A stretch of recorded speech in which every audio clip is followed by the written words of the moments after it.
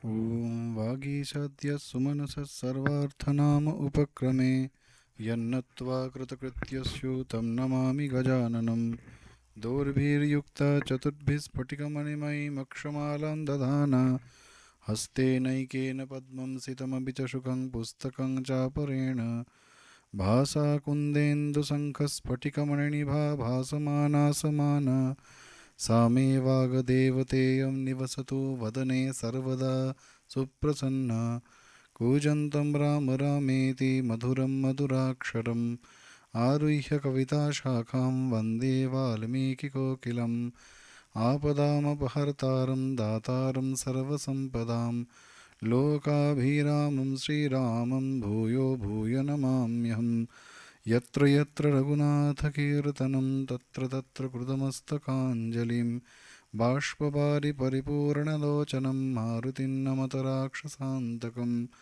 असाध्यः साधकः स्वामिन् असाध्यं तव किं वद रामदूतकृपासिन्धो मत्कार्यसाधय प्रभो ॐ स्थापकाय च धर्मस्य सर्वधर्मस्वरूपिणे अवतारवरिष्ठाय रामकृष्णाय ते नमः जानकीं राधिकां रूपधारिणीं सर्वमङ्गलां चिन्मयीं वरदां नित्यां शारदां मोक्षदायिनीम्।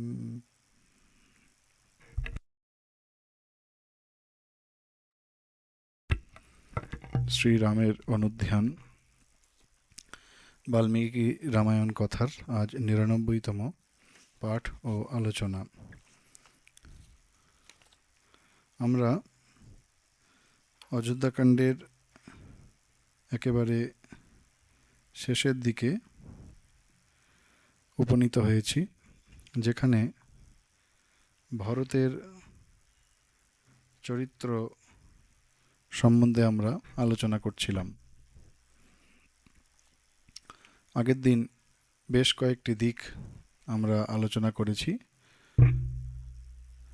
শেষে যেখানে ভরতকে সকলে পরীক্ষা করছেন, বারবার ভরতকে পরীক্ষা দিতে হচ্ছে।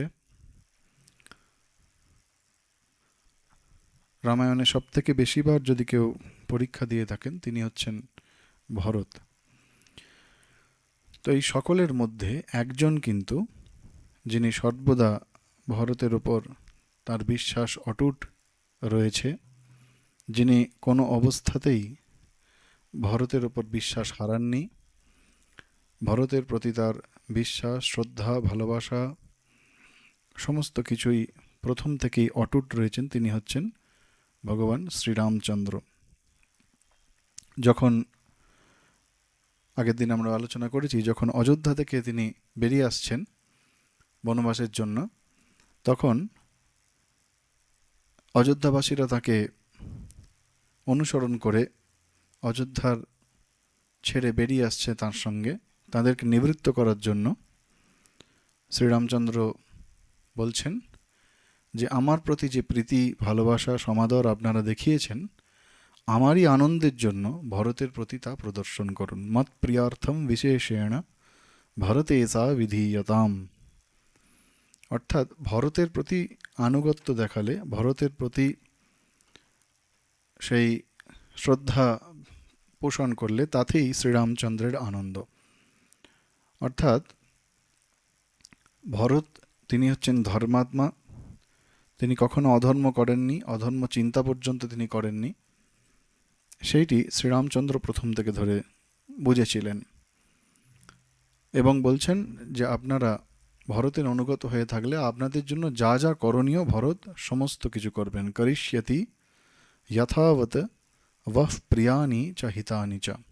যথাবত অর্থাৎ যা আপনাদের জন্য করা প্রয়োজন সমস্ত কিছু সে আপনাদের জন্য করবে। এবং শুধু তাই নয়, সেখানে শ্রীরামচন্দ্র বলছেন যে ভরত আমার থেকেও বেশি রাজগুণযুক্ত, একেবারে সর্বোচ্চ সম্মান দিচ্ছেন। অপি চাপি মায়া সৃষ্টৈঃ কার্যম ও ভর্তৃশাসনম। আমার থেকেও বেশি রাজগুণযুক্ত। অর্থাৎ ভরতের যে শাসন ক্ষমতা চালানোর যে যোগ্যতা, সেটি শ্রীরামচন্দ্র তিনি তার নিজের থেকেও বেশি দিচ্ছেন। ঠিক অনুরূপ আমরা পাই স্বামীজির জীবনে, যে স্বামীজি বলছেন আধ্যাত্মিকতায় রাজা আমাকেও ছাড়িয়ে গেছে, অর্থাৎ রাজা মানে ব্রহ্মানন্দজি মহারাজ।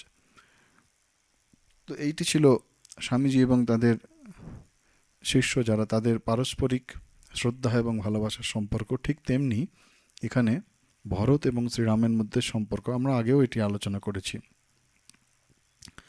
পরিবারের অন্যান্যদের যথাযথ সেবা ভরত নিশ্চয়ই করবেন, সেটিও রামচন্দ্র বলছেন লক্ষ্মণকে। মাঝে মাঝে বিলাপ করেছেন রাজার কি হবে, মাতা কৌশল্যার কি হবে, কিন্তু আবার পরক্ষণেই তিনি বলছেন ভরতঃ খলু ধর্মাত্মা পিতরম মাতরম চমে। ভরত হচ্ছেন ধর্মাত্মা, সে নিশ্চয়ই আমার পিতা মাতা, অর্থাৎ রাজা দশরথ, কৌশলা এবং অন্যান্য যে সমস্ত পরিবারের সঙ্গী, তাদের যথেষ্ট সেবা শুশ্রূষা করবেন। কেন কেন এত আস্থা? বলছেন ভরতস্য অনৃশংসত্বম। অনৃশংস, আমরা নৃশংস মানে বলি যিনি নিষ্ঠুর, নৃশংস, অত্যন্ত বিপজ্জনক, নিষ্ঠুর যিনি, তাকে আমরা নৃশংস বলি। বলছেন ভরতস্য অনৃশংসত্বম, অর্থাৎ ভরতের অনৃশংস গুণ, অর্থাৎ যিনি স্বাভাবিকভাবে অত্যন্ত কোমল মনের স্বভাবের, পরিষ্কার মনের স্বভাবের, সরল মনা, তিনি হচ্ছেন ভরত। তো তিনি নিশ্চয়ই নানু শৌচামি পিতরম মাতরম চ মহাভুজা। বাবা মায়ের নিয়ে, পিতামাতার নিয়ে আমার কোনো চিন্তা নেই, কারণ ভরত অত্যন্ত কোমল স্বভাব প্রকৃতির এবং তিনি নিশ্চয়ই তাদের যত্ন করবেন। এর কোমল স্বভাব বলেই হয়তো ভরত এত কষ্ট পেয়েছেন, বারবার তিনি আঘাত পেয়েছেন। স্বামীজি তার বিখ্যাত সখার প্রতি কবিতায় বলছেন, যত উচ্চ তোমার হৃদয় তত দুঃখ জানিহ নিশ্চয়, হৃদিবান নিঃস্বার্থ প্রেমিক এ জগতে নাহিত অবস্থান, লৌহ পিণ্ড ছহে যে আঘাত সাক্ষাৎ মরুতি তাকি সয়। সাক্ষাৎ মরুতি তাকি সয়, অর্থাৎ যে আঘাত লোহার পিণ্ড, অর্থাৎ লোহার তৈরি কোনো জিনিস সহ্য করতে পারে, মাটির মূর্তি কি সেই আঘাত সহ্য করতে পারে? পারে না। তো ভরতের হৃদয় হচ্ছে সেই রকম কোমল। কেন কোমল? কারণ রাম চিন্তা করে, রামের আনুগত্য দেখিয়ে, রামের প্রতি তার অগাধ বিশ্বাস, ভালোবাসা তার হৃদয়কে কোমল করেছেন। তিনি ভক্ত শিরোমণি, তিনি সেবকদের মধ্যে অন্যতম শ্রেষ্ঠ। তাই ভরতের এই সমস্ত গুণরাশিগুলি শ্রীরামের মনের মধ্যে জায়গা করে নিয়েছে। রামের প্রতি তার ভক্তি, বিশ্বাস, শ্রদ্ধা, ভালোবাসা এতটাই প্রবল যে ভরত শ্রীরামের জন্য তার গর্ভধারিণী মায়ের প্রতি কটুবাক্য তিনি কটুবাক্য ব্যবহার করতে কুণ্ঠা করেননি, এতটুকু তার বাঁধেনি। আমরা দেখেছি যে যখন প্রথমেই ফিরে এসেছেন, এসে যখন তিনি সব জানতে পারলেন কে কয়ের মামার বাড়ি থেকে, মাতুলালয় থেকে ফিরে এসে মাকে একদম যে ভাষায় তিনি আক্রমণ করছেন, হ্যাঁ, কুলো না আসেনি, হ্যাঁ, পাপও না আসেনি, এই সমস্ত পাপাত্মা এইসব যে বলছেন, সাধারণত একজন সন্তান মায়ের প্রতি এই সমস্ত শব্দবন্ধগুলি ব্যবহার করেন না, এবং সেগুলির জন্য শ্রীরামচন্দ্র পরে তাকে ভৎসনাও করেছেন। কিন্তু তবুও রামের প্রতি ভক্তির প্রাবল্য এত বেশি, তিনি মাতৃনিন্দায় যে পাপ হয় সেইটিকেও পর্যন্ত তিনি মানেননি, সেই পাপের জন্য তিনি ভীত হননি। যখন চিত্রকূটে প্রথম এসে তিনি শ্রীরামচন্দ্রের সামনে আসছেন, কোনো কথা বলতে পারছেন না, শুধু আর্য বলে এই কথাটি বলে তিনি শ্রীরামচন্দ্রের চরণে লুটিয়ে পড়ছেন। পতিষ্যতি মহাঘোরে, হ্যাঁ, লুটিয়ে পড়ছেন এবং সমস্ত তার ক্ষোভ তিনি উগরে দিচ্ছেন কৈকেয়ীর প্রতি। বলছেন পতিষ্যতি মহাঘোরে নরকে জননী মম। আপনাকে এই যে বনবাসে পাঠিয়েছে, এর জন্য আমার জননী নিশ্চয়ই নরকে যাবেন। কিন্তু শ্রীরামচন্দ্র তাকে নিরস্ত করছেন। নাচাপি জননী বাল্যাৎ ত্বম বিগর্হিতুমর্হসি। তুমি এই অকারণে, অর্থাৎ চপলতা স্বভাব বশত জননী অর্থাৎ গর্ভধারিণীর অপমান করো না বলছেন। তাকে বুকে স্নেহে জড়িয়ে ধরছেন, কখনো বা কোলে তুলে নিচ্ছেন। যখন একেবারে শেষের দিকে ভরতের সমস্ত যুক্তি তর্ক সমস্ত কিছু নিষ্ফল হলো, শ্রীরামচন্দ্র ফিরতে চাইছেন না, তখন তাকে কোলে তুলে নিচ্ছেন। ত্বম অঙ্কে ভ্রাতরং কৃত্বা রাম বচনম ব্রবীত। অঙ্ক মানে হচ্ছে কোল। কোলে তুলে নিয়ে তিনি তাকে বোঝাচ্ছেন। এই ছিল ভরত এবং শ্রীরামচন্দ্রের মধ্যে দিব্য সম্বন্ধ। একদিকে রামের জন্য ভরতের সমস্ত মর্যাদার অতিক্রম করার চেষ্টা, আবার অন্যদিকে এক মুহূর্তের জন্য শ্রীরামচন্দ্র কোনোভাবে মর্যাদা লঙ্ঘন করছেন না। তিনি হচ্ছেন মর্যাদা পুরুষোত্তম। সেই জন্যই তিনি বারবার ভুল শুধরে দিচ্ছেন ভরতের, এবং যাতে ভরত কোনো রকম অসুবিধায় না পড়ে, তার যাতে কোনো রকম এই মায়ের প্রতি কটুবাক্য ব্যবহারজনিত পাপ তাকে স্পর্শ না করে, তাই জন্য তাকে শুধরে দিচ্ছেন। মা যেমন নিজ সন্তানকে ক্রোড়ে ধারণ করে নিজ কোলে তুলে নিয়ে তাকে সস্নেহে তাকে সান্ত্বনা দেন, ঠিক শ্রীরামচন্দ্র তাকে তার প্রতি সেই ভাব প্রকাশ পাচ্ছে, মাতৃভাব প্রকাশ পাচ্ছে। তো এই একদিকে সখ্যভাবে ভরতের শ্রীরামের প্রতি ভক্তির পরাকাষ্ঠা, অপরদিকে বাৎসল্য ভাব, শ্রীরামচন্দ্র যেন বাৎসল্যভাবে ভক্তিরসে আপ্লুত ভরতকে তিনি সান্ত্বনা দিচ্ছেন, এবং এইভাবেই যেন ভগবান নিজে দুইটি ধারায় নিজেকে বিভক্ত করে এই ভক্তিরস তিনি আস্বাদন করছেন, বিলাস করছেন তিনি। এটি অবতার লীলা, সাধারণ মানুষের পক্ষে এটি সম্ভব নয়। সুতরাং ভরতের মতো চরিত্র এটি জগতে অত্যন্ত বিরল। একদিকে যেমন শ্রীরামচন্দ্র সমস্ত পরিস্থিতির মধ্যে স্থির নির্বিকার চিত্ত থেকেছেন, অন্যদিকে তেমনি ভরত তিনি তার জ্যেষ্ঠ ভ্রাতা শ্রীরামচন্দ্রকে অযোধ্যায় ফিরিয়ে আসার জন্য যত রকমের চেষ্টা করা উচিত সমস্ত রকমের চেষ্টা করেছেন। তাই ভরতের চরিত্র আমাদের অত্যন্ত সমস্ত রকমভাবেই আমাদের খুবই আমরা গর্বিত, যেমন তেমনি আমরা শিক্ষণীয় আমাদের জন্য। আমাদের বহুভাবে বহু রকম শিক্ষা আমরা এই ভরতের চরিত্র থেকে পাই, আমরা পরেও পাবো। যখন বনবাসের শেষে শ্রীরামচন্দ্র ফিরে আসছেন, সেখানেও কিন্তু শ্রীরামচন্দ্র বলছেন, যখন বিভীষণ শ্রীরামচন্দ্রকে বলছেন, আপনি তো আমাকে রাজা করলেন লঙ্কার, আপনি তো আমাকে এই রাজ্যের ভার আমার হাতে তুলে দিলেন, এখন অন্তত কয়েকটা দিন থাকুন, থেকে একটু আমার আতিথ্য গ্রহণ করুন, আমি তো কোনোভাবে আপনার ঋণ শোধ করতে পারবো না বলে বিভীষণ শ্রীরামচন্দ্রকে অনুরোধ করছেন। কিন্তু শ্রীরামচন্দ্র তখন বলছেন বিভীষণকে, না, আমার আর একটি দিনও দেরি করা চলবে না, কারণ ভরত বলেছেন যদি একদিনও দেরি করো তাহলে আমি অগ্নিতে প্রবেশ করে দেহত্যাগ করব। সুতরাং আমি কথা দিয়েছি, আমি কথা রাখার জন্য শ্রীরামচন্দ্র ওই পুষ্পক বিমানে করে তাড়াতাড়ি আসতে হবে, না হলে শ্রীরামচন্দ্র কখনো মানে একটা দৃষ্টান্ত, অনেক দৃষ্টান্ত স্থাপন করেছেন, তার মধ্যে একটি অন্যতম হচ্ছে যে তিনি ওই লঙ্কা ফিরিয়ে দিলেন যখন, বিভীষণকে রাজা করলেন যখন, তিনি কিন্তু সাধারণভাবে যখন কোনো রাজা রাজ্য জয় করে তার সমস্ত সম্পদের উপর নিজের অধিকার স্থাপন করেন, কিন্তু শ্রীরামচন্দ্র কোনো রকম অধিকার স্থাপন করেননি, শুধুমাত্র ভরতকে দেওয়া কথা রাখার জন্যই তিনি ওই পুষ্পক বিমানে করে অযোধ্যায় ফিরে এসেছিলেন।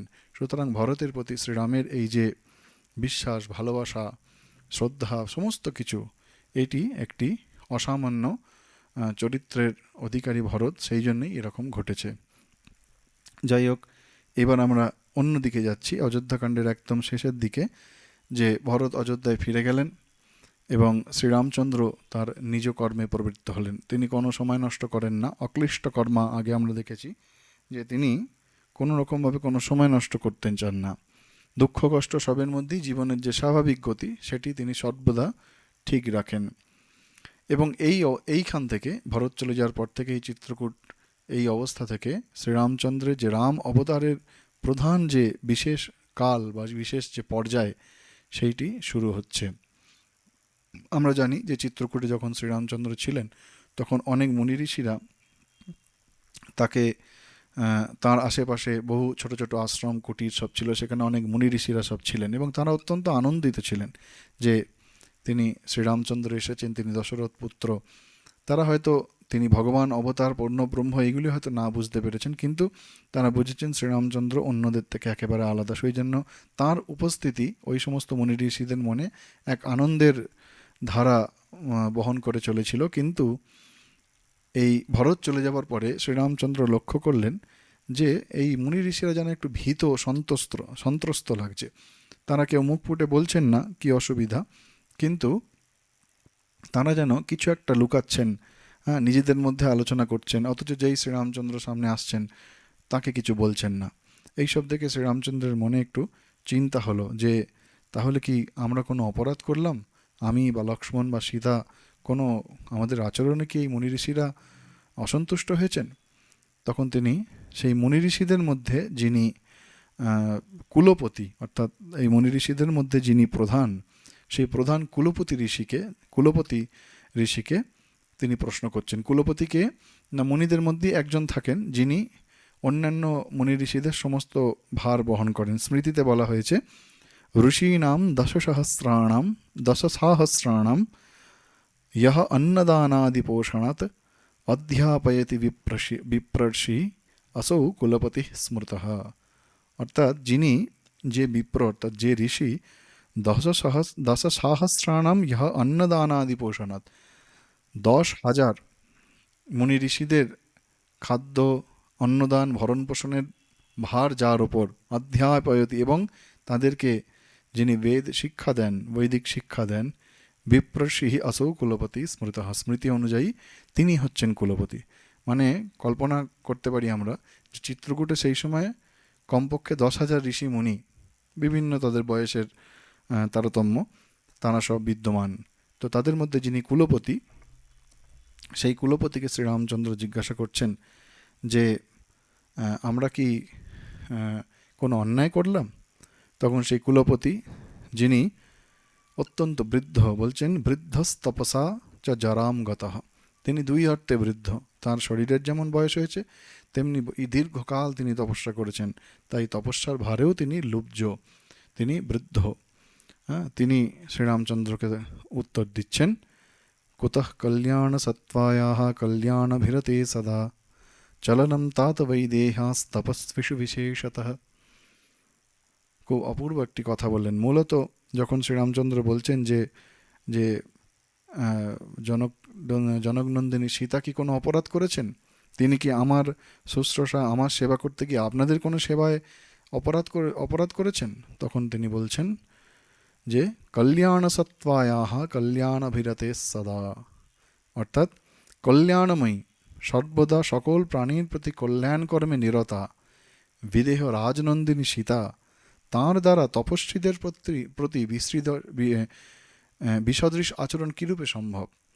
একটি শ্লোকের মাধ্যমে দেবী তথা মাতা সীতার গুণগান এখানে ঋষিরা গাইছেন। সত্যগুণের আধিক্য, সত্যগুণ থেকে দয়া হয়। ভগবান শ্রীরামকৃষ্ণদেব বলছেন দয়া, মায়া, ভালোবাসা এগুলো সব সত্যগুণ থেকে হয়। তো তিনি হচ্ছেন আদ্যাশক্তি মাতা দেবী সীতা, তাই সকলের প্রতি তার সন্তান ভাব, এমনকি মনুষ্যেতর প্রাণী তাদের প্রতিও তার সন্তান ভাব, তিনি মাতৃভাবে নিজে মাতৃভাবে সন্তান রূপে সকলকে পালন করছেন। আর তার এই দয়া কিন্তু নিছক একটা দয়ার পাত্র করে রাখা নয়, এটি অনন্ত, তার দয়া অনন্ত। তাই জন্য তার এই কল্যাণ করার ইচ্ছা, সেই জন্য কল্যাণাভিরতে তিনি সর্বদা কল্যাণ কর্মে তিনি নিযুক্তা রয়েছেন, সর্বদা তিনি কল্যাণ করছেন। তিনি কল্যাণ না করে থাকতে পারেন না, তিনি তার সন্তানের যত্ন না করে থাকতে পারেন না, তার অন্য কোনো উপায় নেই। স্বামী প্রেমেশানন্দজির একটি বিখ্যাত গান শ্রীমা সারদা দেবীর ওপরে, ধরণীর ভার হরিতে এবার এলেমা আদ্যাশক্তি, নিখিল মাতৃ হৃদয় সাগর মন্থন সুধা মূরতি। অপূর্ব একটি গান। সেখানে একটি পংক্তিতে বলা হচ্ছে নিবিড় কাননে বনফলাসনে ভূষয়নে নিশি যাপনা, নিশাচর দেশে বসি কারাবাসে সহিলে মরণ বেদনা। সেখানে প্রেমেশানন্দজি মহারাজ শ্রী শ্রী মায়ের জীবনের সঙ্গে সীতা মায়ের জীবনের তুলনা করছেন, যে নিবিড় কাননে বনফলাসনে। শ্রী শ্রী মায়ের জীবনেও আমরা দেখি শ্রীরামকৃষ্ণদেবের পার্থিব শরীর রক্ষার পরে বা অদর্শনের পরে যখন তিনি কামারপুকুরে সেই নিঃসঙ্গ দিনগুলি যাপন করছেন, নিজে হাতে ঠাকুর বলেছিলেন, ভগবান শ্রীরামকৃষ্ণদেব বলেছিলেন যে কারোর কাছে হাত চিত করবে না, অর্থাৎ হাত পাতবে না কারোর কাছে, সর্বদা দেবে সবাইকে, কিছু নেবে না, যা থাকবে তাতেই সন্তুষ্ট থাকবে। শ্রী শ্রী মাঝে বলছেন সন্তোষের সমান ধন নাই, সহ্যের সমান গুণ নাই, সন্তোষের সমান ধন নাই। এটি শুধুমাত্র দুটি বাণী নয়, তিনি নিজের জীবনে কিন্তু সেটি পালন করেছেন। যখন শ্রীরামকৃষ্ণদেব চলে গেছেন সেই সময় তার যে দিনগুলি, কামারপুকুরের দিনগুলি, সেগুলো আমরা অনুধ্যান করলে আমরা বুঝতে পারি। গম্ভীরানন্দজি মহারাজের জীবনীতে, মায়ের শ্রী শ্রী মায়ের জীবনীতে আছে, শ্রীমা সারদা দেবীতে, সেখানে দেখা যায় যে কি অদ্ভুত জীবন তিনি যাপন করেছেন নিঃশব্দে, সেই জন্য বলছেন নিবিড় কাননে। ঠিক কীরকম, যেরাম মাতা সীতা তিনি এই বনবাসের মধ্যে স্বেচ্ছায় তিনি শ্রীরামচন্দ্রের সঙ্গে এসছেন। তিনি যদি না আসতেন লোকে হয়তো নিশ্চয়ই বলতো তিনি পতিব্রতা নয়, কিন্তু তবুও তিনি না আসলেও এমন কেউ কিছু, তাকে তো বনবাস দেওয়া হয়নি, সেই জন্য এসেছেন। বলছেন নিশাচর দেশে বসি কারাবাসে, এই জঙ্গলে থাকা যেন কারাবাসের মতো। ঠিক মা সারদা দেবীর জীবনে আমরা দেখি যে কামারপুকুরে তিনি রয়েছেন, কেউ খোঁজ নেয়নি প্রথমে, পরে জানা গেল সব কিছু। সহিলে মরণ বেদনা অমল চরিতা নির্বাসিতা তুমি মা জনক দুহিতা। প্রেমেশানন্দজি বলছেন তুমি মা জনক দুহিতা, তুমিই তো সীতা। সন্তান তরে মায়া তনু ধরে আসিলে বিশ্ব প্রসূতি। সন্তানের প্রতি কৃপা করার জন্য, সন্তানের প্রতি দয়া করে সন্তান তরে মায়া তনু ধরে, অর্থাৎ মায়াকে স্বীকার করে তিনি এসেছেন। মায়াকে স্বীকার করে এসে তিনি কেন এসছেন? কারণ তিনি হচ্ছেন আসিলে বিশ্ব প্রসূতি, অর্থাৎ সমগ্র বিশ্বকে তিনি প্রসব করেছেন। সুতরাং সেই বিশ্বের সমস্ত কিছু তার সন্তান। তাই সে মানুষই হোক, মানুষ্যতর প্রাণী হোক, যাই হোক না কেন, সমস্ত কিছুই তাই সন্তান।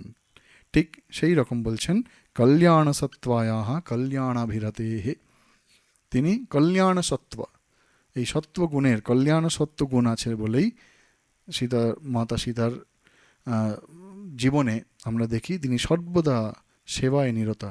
তো এহেন দেবী সীতা কি করে ভুল কাজ করবেন? তো তাহলে ভয় কিসের? স্বভাবতই প্রশ্ন। তখন ওই মুনি বলছেন তাদের মূল ভয়ের কারণটা কি। কারণ কি না, খর নামে একটি রাক্ষস, সে ওই দণ্ডকারণ্যে থাকে। চিত্রকূট কিন্তু দণ্ডকারণ্য থেকে দূরে। চিত্রকূট হচ্ছে আজকের মধ্যপ্রদেশে, আর দণ্ডকারণ্য হচ্ছে আজকের মহারাষ্ট্র। সুতরাং চিত্রকূট এবং দণ্ডকারণ্যের দূরত্ব অনেকটা, কিন্তু সেই দণ্ডকারণ্যে ওই খর নামক রাক্ষস রয়েছে। সেই রাক্ষস কি করছেন না, সমস্ত মুনি ঋষিদের তপস্যায় ব্যাঘাত ঘটাচ্ছেন। তারা যখন যজ্ঞ করছেন সেই যজ্ঞে জল ঢেলে দিচ্ছেন, অথবা কোনো ভীষণ দর্শন নিয়ে সামনে এসে ভয় দেখাচ্ছেন, অথবা তাদের যজ্ঞের সামগ্রী সুখ শুভ ইত্যাদি যে কাষ্ঠ ইত্যাদি থাকে সেগুলিকে লুকিয়ে রাখছেন, বা কোনো কোনো তপস্বীকে হত্যা পর্যন্ত করছে তারা। এবং সেই জন্যে ওই মুনিরা সেই খর নামক যে রাক্ষস, সেই খর রাক্ষসের জন্য তারা এই স্থান পরিত্যাগ করে চলে যাবে বলছে। এবং সেই খর সে এতই ভীষণ রাক্ষস, সে শ্রীরামচন্দ্রকেও মানে না। তো এই মুনিরা বলছেন যে যদিও আপনি সমর্থস্যাপি হি সতো বাস দুঃখম ইহাদ্যতে, আপনি নিশ্চয়ই সমর্থ, ওই সেই রাক্ষসের সঙ্গে যুদ্ধ করতে সমর্থ, কিন্তু দেবী সীতা আপনার সঙ্গে রয়েছে। সেই জন্য আপনার প্রতি আমাদের আহ্বান, আপনিও আমাদের সঙ্গে এই স্থান পরিত্যাগ করুন। এবং যেহেতু আপনি এখানে আছেন, ওই রাক্ষসের অত্যাচার যেন দিন দিন বাড়ছে। আমাদের অনেক তপস্বীদের সে হত্যা করেছে, বিভিন্নভাবে ভয় দেখিয়েছে, তাই আমরা এই জায়গা ছেড়ে চলে যেতে চাই। এখন এই খর হচ্ছেন খরা দূষণ। আমরা রামায়ণের যে রাম নাম সংকীর্তনে পাই, তো সেই এই খর হচ্ছেন রাবণের ভাই একটি।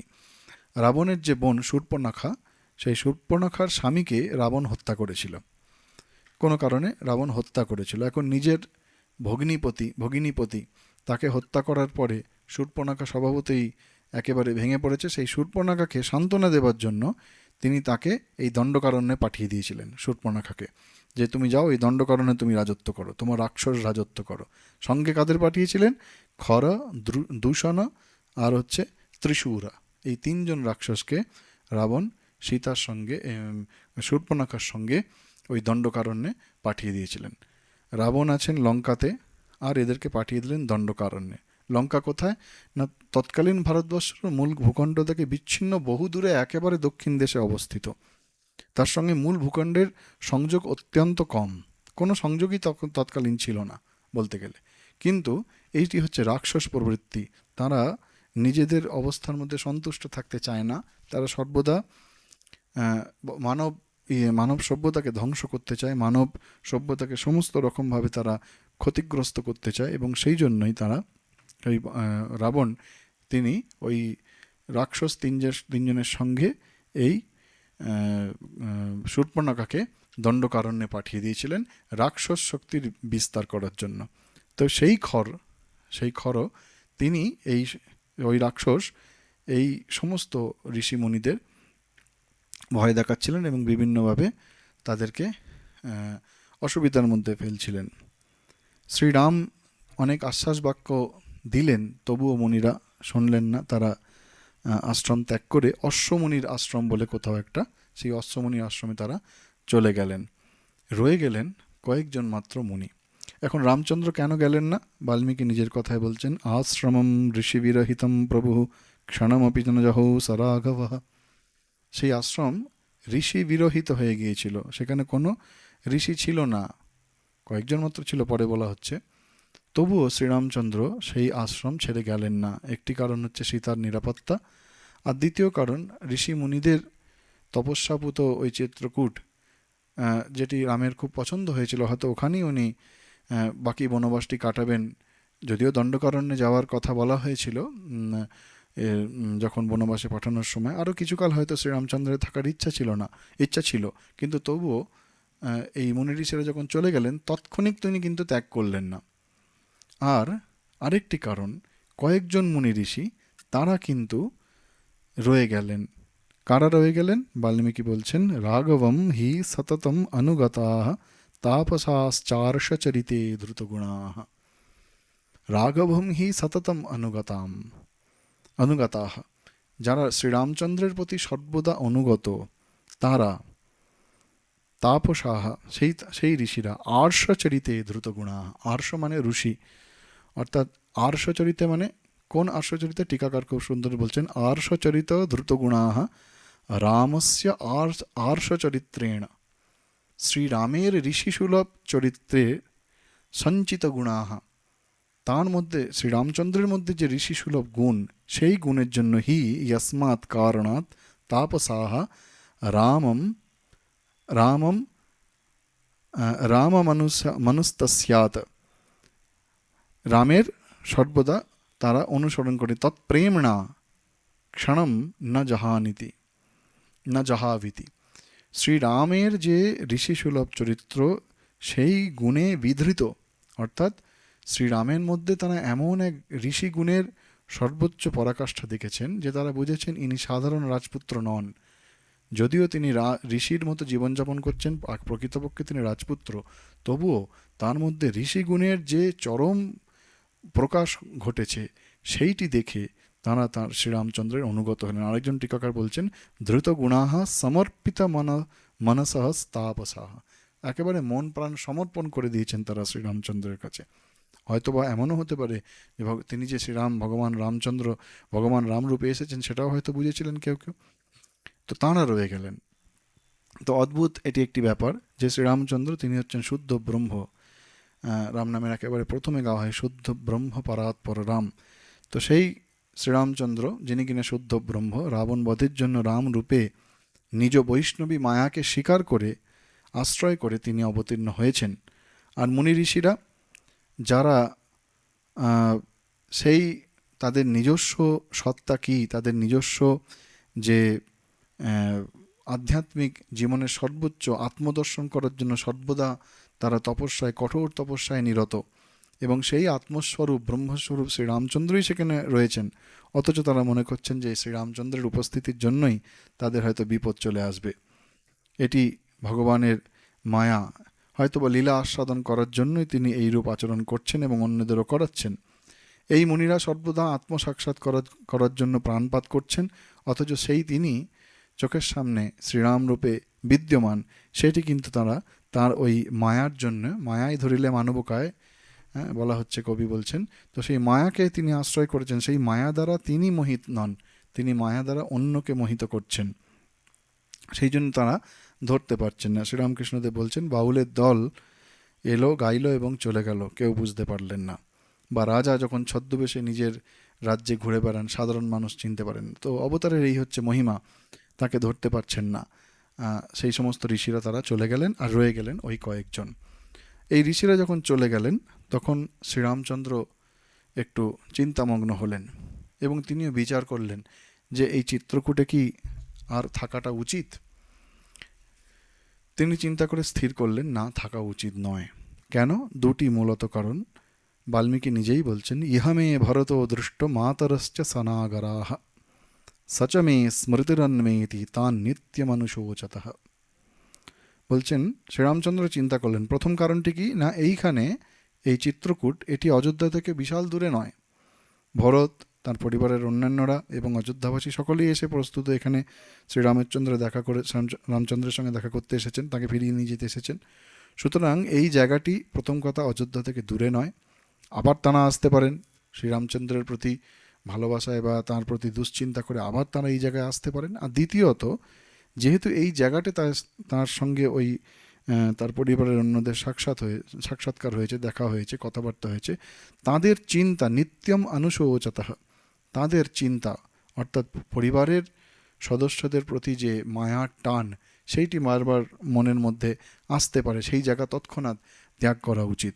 এখানে একটি শিক্ষণীয় ব্যাপার এইটি যে যখন যেটা ত্যাগ করতে হবে সেটিকে বিষবৎ ত্যাগ করা। আত্মীয় কাল সর্প, শঙ্করাচার্য বলছেন যে সর্পের বিষ, সেই বিষ শরীরে প্রবেশ করলে তবে আমাদের মৃত্যু হয়, কিন্তু বলছেন আত্মীয় বলে তথাকথিত আত্মীয় আমরা যাদের বলি, পারিবারিক আত্মীয়, বলছেন যিনি ব্রহ্মজ্ঞান লাভ করতে চান, যিনি স্বস্বরূপ অনুধাবন করতে চান, স্বস্বরূপ সাক্ষাৎকার করতে চান, তাদের পক্ষে এই পরিবারের সদস্য ইত্যাদি এরা হচ্ছে কাল সর্পের থেকেও বেশি ভয়ঙ্কর। তো যেহেতু শ্রীরামচন্দ্র মনে প্রাণে বনবাসকে গ্রহণ করেছেন এবং বনবাসের যে সমস্ত শর্তাবলী, সমস্ত মন প্রাণ ভগবানে অর্পণ করা, সেইরূপ যে জীবন তিনি স্বেচ্ছায় তিনি গ্রহণ করে নিয়েছেন, স্বেচ্ছায় নয় তিনি গ্রহণ করেছেন, একেবারে কায় মনোবাক্যে গ্রহণ করেছেন, সেই জন্য তিনি এই জায়গাটায় ছেড়ে চলে যেতে চাইছেন। তা না হলে ওই নৌকা যেমন ডাঙায় বাঁধা আছে আর একজন সেই নৌকা বাওয়ার চেষ্টা করছে, সেই রকম হবে যে কম্বল আমাকে ছাড়ে না, এরকম অবস্থা হবে। তো এইটি একটি কারণ। আর দ্বিতীয় কারণটি হলো ভরত তার সমস্ত সৈন্যবাহিনী নিয়ে এই চিত্রকূট পর্বতের পাদদেশে এসেছেন, সেখানকার যে প্রাকৃতিক সৌন্দর্য সেটা বিঘ্নিত হয়েছে। এবং শুধু তাই নয়, অশ্ব, হস্তি, এই সমস্ত যে সমস্ত পশু এরা সব এসছে, তাদের মলমূত্র ইত্যাদিতে চিত্রকূটের যে পরিবেশ, যে প্রাকৃতিক পরিবেশ, সেটিও অনেকটাই নষ্ট হয়েছে, বিভিন্ন দুর্গন্ধ আসছে, সেই আবর্জনায় ভরে গেছে বহু জায়গায়। এত বড় সৈন্যবাহিনী এসছেন, যদিও ভরত তিনি অত্যন্ত উচ্চ আদর্শ স্থাপন করেছেন এবং উদ্দেশ্য তার অত্যন্ত মহান, কিন্তু তবুও এত বড় একটা সৈন্যবাহিনী যদি একটা জঙ্গলের মধ্যে প্রবেশ করে, তার তো কিছু নেতিবাচক পরিণতি থাকবেই। সুতরাং এই আশ্রমের পরিবেশটা বিঘ্নিত হয়েছে। এই জন্য আশ্রমের পরিবেশ সর্বদা ঠিক রাখার চেষ্টা করা উচিত। যখন আশ্রমে যাওয়া হবে তখন যেন আমাদের যারা আমরা আশ্রমে যাচ্ছি, যারা ভক্ত, তারা যেন কোনোভাবে আশ্রমের যে আধ্যাত্মিক পরিবেশ সেটিকে নষ্ট না করা হয়। প্রেমেশানন্দজি মহারাজ বারবার বলতেন যে আশ্রমে যখনই যাবে, আশ্রমে গিয়ে আশ্রমের আধ্যাত্মিক পরিবেশটি যেন বিঘ্নিত করবে না। সুতরাং এই দুটি মূল কারণ। আর অবশ্যই আরেকটি কারণ, যে রাবণ বধের জন্য দণ্ডকারণ্যে তাকে যেতেই হতো, সেখানেই সমস্ত প্রেক্ষাপট রচিত হবে, সীতাহরণ ইত্যাদি সমস্ত কিছু ঘটবে। তাই শ্রীরামচন্দ্র অনেক বিচার বিবেচনা করে তিনি চিত্রকূট ত্যাগ করলেন। চিত্রকূট ত্যাগ করে তিনি সেখান থেকে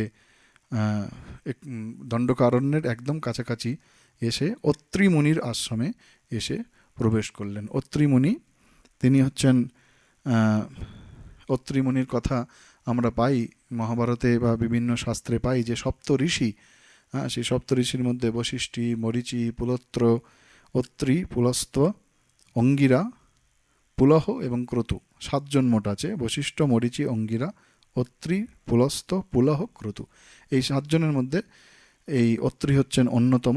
এবং ইনি ঋগ্বেদের পঞ্চম মণ্ডলের বেশিরভাগ মন্ত্রদ্রষ্টা, অর্থাৎ সেই মন্ত্রদর্শন অত্রির হয়েছিল এবং তার বংশধরগণ মূলত তারা মন্ত্রদ্রষ্টা ওই ঋগ্বেদের পঞ্চম মণ্ডলে। আর তিনি জ্যোতির্বিজ্ঞান, আয়ুর্বেদ এবং বাস্তুশাস্ত্র এই সমস্ততে তিনি পারদর্শী, তার কথা বহু জায়গায় পাওয়া যায়।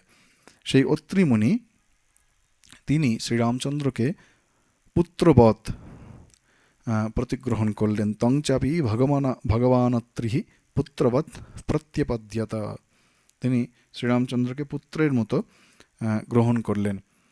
এবং গ্রহণ করে, এবং সেই অত্রিমুনি কীরকম, বাল্মীকি বলছেন ধর্মজ্ঞ সর্বভূতহিতে রতঃ, তিনি হচ্ছেন ধর্মজ্ঞ, তিনি কোনো অধর্ম করেন না এবং তার নিজের যে তার নিজের যে স্বধর্ম ঋষি হিসাবে সেটি তিনি পালন করেন এবং সর্বভূত হিতরতাহ রতঃ। তো এই ঋষি জীবন হচ্ছে সর্বসাধারণের জন্য, মঙ্গলের জন্য, সমস্ত দেশের দশের কল্যাণের জন্য তারা জীবনযাপন করেন। তাদের জীবন ব্যর্থ জীবন নয়, তাদের জীবন এমন নয় যে কোনো কিছু কাজ নেই তারা বসে আছে। সেই জন্য শ্রীরামকৃষ্ণদেব বলছেন কথামৃতে সব ধর্ম চলে যাবে, এই ঋষি ধর্ম থাকবে। এই ঋষি ধর্ম এটি হচ্ছে সর্বোচ্চ একদম। ঋষিদের জীবন হচ্ছে সর্বোচ্চ। তারা যেমন গার্হস্থ জীবন যাপন করছেন, তার সঙ্গে সর্বদা তারা আত্মসাক্ষাৎকার করার জন্য সারা জীবন কালাতিপাত করছে। শ্রীরামকৃষ্ণদেব বলছেন কথামৃতেতে যে ঋষিরা কত খাটতো, সারাদিন বাইরে বেরিয়ে যেত, গিয়ে ওই জপ ধ্যান তপস্যা করত, তারপর আবার ফিরে এসে নিজেরাই স্বহস্তে রান্না করে খেত, নিজেদের আহার নিজেরাই প্রস্তুত করে খেত। হ্যাঁ, তো এবং প্রস্তুত করে খেত এবং শেষে বলছেন আর সর্বদা তারা ওই বিষয় চিন্তা থেকে নিজেদের মনকে সর্বদা তারা দূরে রাখত।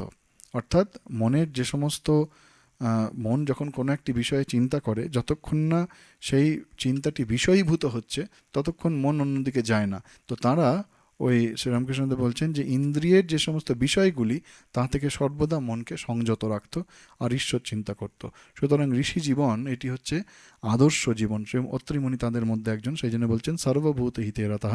অত্রিমুনি কী করলেন, তিনি তাঁর সহধর্মিনী, তিনি আরেক মহাভাগা কল্যাণব্রতী অনুসূয়াকে তিনি বলছেন যে তুমি সীতাকে ভালোবাসা দিয়ে গ্রহণ করো। অনুসূয়া বিখ্যাত নাম। আমাদের যে সমস্ত প্রাতঃস্মরণীয় তাপসী যাদের কথা আমরা শাস্ত্রে বহু জায়গায় পাই, তাদের মধ্যে যে অনুসূয়া হচ্ছেন অন্যতমা। যেমন আমরা অহল্যার কথা পড়েছি, ঠিক তেমনি এখানে বলছেন বাল্মীকি অনুসূয়াম মহাভাগাম তাপসীম ধর্মচারিণীম। মহাভাগাম, তিনি অসামান্য তপস্যার অধিকারিণী। টিকাকার বলছেন মহাভাগাম অতিশয় ভাগ্যবতীম, অতিশয় ভাগ্যবতী। কেন? তাপসীম, তিনি তপস্যা করেছেন। কি তপস্যা তার? পরমাত্ম বিচার নিরতাম, সর্বদা পরমাত্ম বিচারে তিনি নিরতা। কল্পনা করা যায় যে একজন ঋষি তিনি ভগবান চিন্তা করছেন, এটা তো মেনে নেওয়া যায়। তিনি ঋষি ভগবান চিন্তা করবেন, তিনি উচ্চ আধ্যাত্মিক জীবন যাপন করবেন, এটি অত্যন্ত স্বাভাবিক বলে আমরা মনে করি। কিন্তু ঋষি পত্নী তারাও কম যান না, সর্বদা পরমাত্ম বিচার নিরতাম, সর্বদা তিনি পরমাত্মার চিন্তায় রত, সর্বদা আধ্যাত্মিক চিন্তায় রতা। অতএব ধর্মচারিণী, সেই জন্য যেহেতু তিনি আধ্যাত্মিক চিন্তায় রতা, সেই জন্য তিনি হচ্ছেন ধর্মচারিণী। বিহিত কর্মাচরণশীলম। কীরকম ধর্মচারিণী? যেগুলি বিহিত কর্ম, অর্থাৎ শাস্ত্র যে সমস্ত কর্মকে শাস্ত্র যাকে সমর্থন করে, শাস্ত্র সমর্থিত কর্ম। নিষিদ্ধ কর্ম আমরা মাঝে মাঝে আলোচনা করেছি যে দু রকমের কর্ম আছে, একটা শাস্ত্র দ্বারা সমর্থিত, শাস্ত্র দ্বারা সমর্থিত নয়। যেটি সমর্থিত সেটিকে বলা হয় বিহিত, যেটি সমর্থিত নয় সেটিকে বলা হয় নিষিদ্ধ কর্ম। সুতরাং শাস্ত্র সমর্থিত যে কর্ম, সেই কর্ম তিনি সর্বদা সেই কর্মে নিরতা, সেই জন্য বলা হচ্ছেন তপসীম ধর্মচারিণীম। সুতরাং সবসময় যে তিনি শুধু তপস্যা করছেন শুধু তাই নয়, পুরোটাই তপস্যা। তিনি স্বধর্ম অনুযায়ী শাস্ত্রোক্ত কর্ম যে করছেন সেটিই তাঁর তপস্যা। তপস্যা করার মধ্যে এই যে ঋষি ধর্মের কথা বারবার বলা হয়, ঋষি ধর্মের কথা মানে এই নয় যে সমস্ত ছেড়ে দিয়ে জঙ্গলে গিয়ে বসে থাকতে হবে, ভগবানের চিন্তা শুধু করতে হবে, সেইটি শুধুমাত্র ঋষি ধর্ম কিন্তু নয়। সেটি যদি কেউ করতে পারে অত্যন্ত ভালো, কিন্তু শ্রীরামকৃষ্ণদেব যে ঋষি ধর্মের কথা বলছেন, সেই ঋষি ধর্ম বলতে যে সব কাজ করা, অথচ প্রত্যেকটা কাজ যে করা, প্রত্যেকটা কর্ম আমরা যে দৈনন্দিন জীবনে করছি সেটি শুধু কর্ম নয়, সেটি সব কিছু আমার আধ্যাত্মিক জীবনের সঙ্গে সংযুক্ত। জ্যোতিষানন্দজি মহারাজ একটা কথা বলতেন, স্পিরিচুয়ালাইজিং এভরিডে, মানে সারা দিনে আমরা যা করছি সকাল থেকে রাত্রির অবধি সমস্ত কিছুকে আধ্যাত্মিক যোগসূত্র দিয়ে বাঁধা, এইটি হচ্ছে ঠিক ঠিক ঋষি ধর্ম। তো এই যে অত্রি এবং অনুসূয়া, এরা দুজনেই তাদের সাধারণ জীবনে যে সমস্ত কার্যগুলি সেগুলোও করছেন, তার সঙ্গে সঙ্গে তারা পরমাত্মা বিষয়ে চিন্তা করছেন। এবং এই দুটি কাজ যখন একসঙ্গে করা হবে তখনই এটা ঠিক ঠিক ঋষি ধর্ম হবে। শ্রীরামকৃষ্ণদেব বলছেন যে এক হাতে কর্ম, এক হাতে ঈশ্বর চিন্তা করা। যতদিন কর্ম আছে কর্ম করতে হবে, কর্ম শেষ হলে দুই হাতে ঈশ্বরকে ধরা। সুতরাং এই এক হাতে কর্ম আর এক হাতে ঈশ্বর করা, ঈশ্বরকে ডাকা এটি সম্ভব তখনই যখন সর্বদা সেই ভগবানের সমস্ত কিছু সমর্পণ করেই সমস্ত কাজ করা যাবে, তবেই একটা ব্যালেন্স রাখা যায়, তা না হলে ব্যালেন্স রাখা কঠিন। তো এই অত্রি এবং অনুসূয়া এরা হচ্ছেন আমাদের প্রাতঃস্মরণীয়। এরা যেরম যাপন করেছেন, এর পরের দিন আমরা এই অনুসূয়ার সঙ্গে দেবী সীতার যে কথোপকথন, অপূর্ব কথোপকথন, সেইটি আলোচনা করব। তো অনুসূয়ার এই অসামান্য জীবন, এবং পরে অত্রি বলবেন অনুসূয়া কেন এত তপস্যার অধিকারিণী, তার কী মহত্তা, সেটি অত্রি পরের দিন বলছেন, সেটি আমরা আলোচনা করব। ওম শান্তি শান্তি শান্তি। হরি ওম তৎসদ। শ্রীরামকৃষ্ণার্পণমস্তু।